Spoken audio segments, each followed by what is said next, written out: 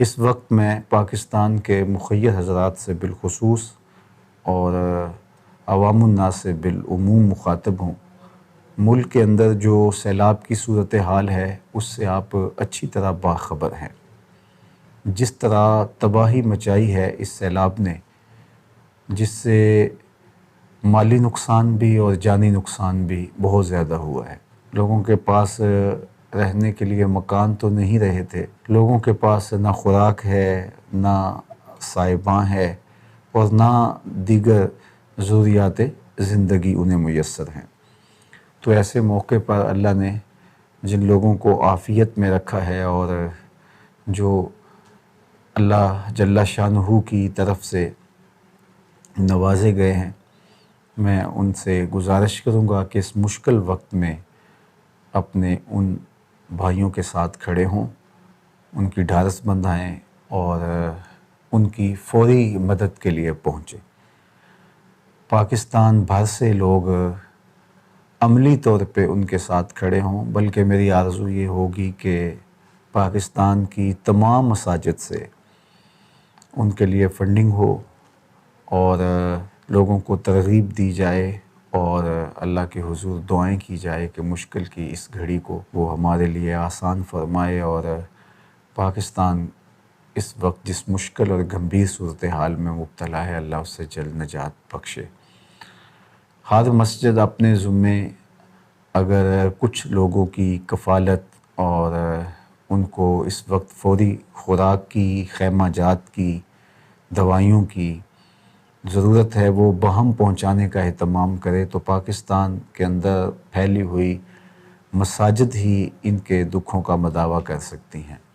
اسی طرح جو اہل خیر حضرات ہیں وہ بھی اپنے مال کو اس راستے کے اندر پیش کریں، اور میں گزارش کروں گا جو لوگ جن کی سوسائٹیز ہیں وہ بھی ان لوگوں کو گھر بنا کر دیں، 10، 20، 50، 100 جتنے بھی ممکن ہیں۔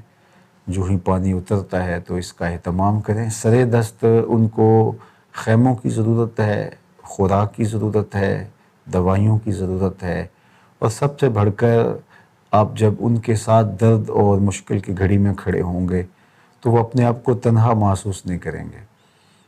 جن کا گھر بار بہہ گیا، کتنے لوگوں کے بیٹے، کتنے لوگوں کے ماں باپ، بہن بھائی اس پانی کی نظر ہو گئی۔ یہ سیلاب ہماری کتنی جانیں کھا گیا ہے۔ تو میں آپ سب کو خاص طور پہ گزارش کرتا ہوں کہ خود جائیں اور جا کے اپنی آنکھوں سے ان کا حال بھی دیکھیں، ڈھارس بھی بندھائیں، ان کو تسکین بھی دیں، اور اللہ نے جو عافیت آپ کو نصیب کر رکھی ہے اس پر اللہ کا شکر بھی بجا لائیں۔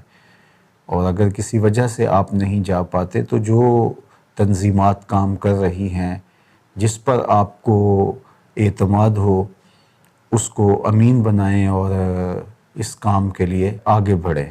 ادارۃ المصطفیٰ ٹرسٹ اپنی بساط کے مطابق جو اللہ نے توفیق دی ہے میدان عمل میں موجود ہے۔ اگر آپ ہم پر اعتماد کریں تو ہمارے نوجوان مختلف علاقوں میں موجود ہیں اور اس مشکل وقت میں اپنے بھائیوں کے ساتھ کھڑے ہیں۔ تو اگر آپ ہمیں امین بنائیں تو ہم بھی اس امانت کو لوگوں تک پہنچا سکتے ہیں۔ لیکن بار دیگر میری آرزو یہی ہوگی کہ ہر مسجد سے ایک قافلہ اگر ان کی مدد کے لیے وہاں پہنچتا ہے، سکولز کے قافلے وہاں پہنچتے ہیں، مختلف ادارے اور مختلف فیکٹریوں سے لوگ باقاعدہ ان کی مدد کے لیے قافلے ترتیب دے کر کے اور ان کے لیے ضروری سامان مہیا کرنے کے لیے وہاں عملاً خود پہنچتے ہیں، تو اس سے بہت ساری حوصلہ افزائی بھی ہوگی اور ان لوگوں کو جو ہے وہ محسوس ہوگا کہ ہم تنہا نہیں ہیں۔ تو مشکل کی اس گھڑی کے اندر ضرور اپنے مسلمان بھائیوں کی مدد کیجیے۔